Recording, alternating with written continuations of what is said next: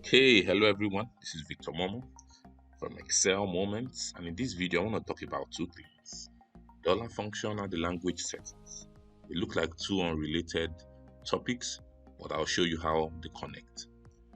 What's the dollar function? The dollar function essentially allows you to format a number as text in Excel, but using the currency format. Okay, so you have the text function that can allow you format, a variety of formats, but this is specific to the currency format. So it means it's going to give you a format that looks like this. So this is going to be for positives and zeros. Then your negatives will have a parenthesis. Okay, the default is to give you two decimal places.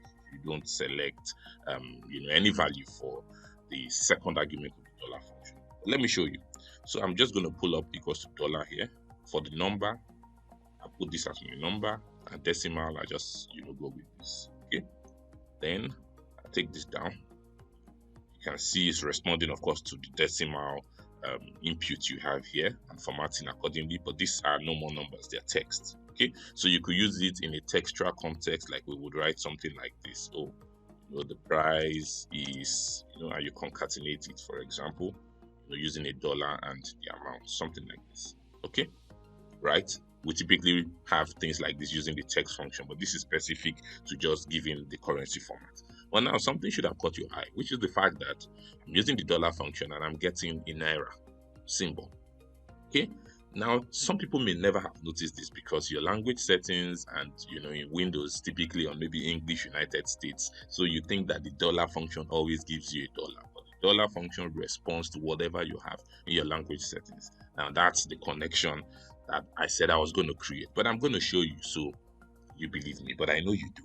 Okay, so let's try to get into regional settings. It's quite a journey to get in there, but we will get in eventually. So I start by pressing my Windows key, and I always type region. So I see region settings. Okay, and when this opens, I go to additional date and time, region settings. Then I say change date and time or number formats. Okay, now you can see here I've put this on English Nigeria. That's really what's controlling Excel. I'm just going to minimize this. Okay, and here I'm going to change this now from English Nigeria to say let's take it to let's just do English United States. Okay, so and then we do apply. Okay, so I'm not going to go out of there, but let me just do maybe an F9 here. Right. Okay, and now we have everything in dollars.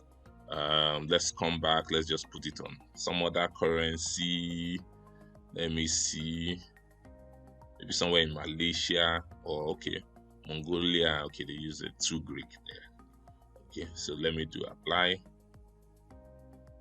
Okay, so I'm just gonna come back in here, right, and just do some. Now you see everything is now in 2 Greek.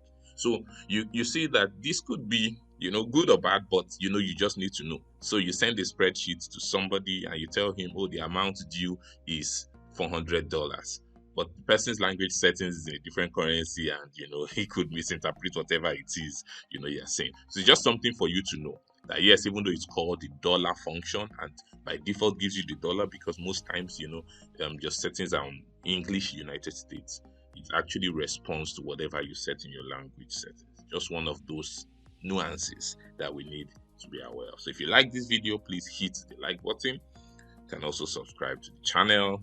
Excel Moments. For now, I'm out.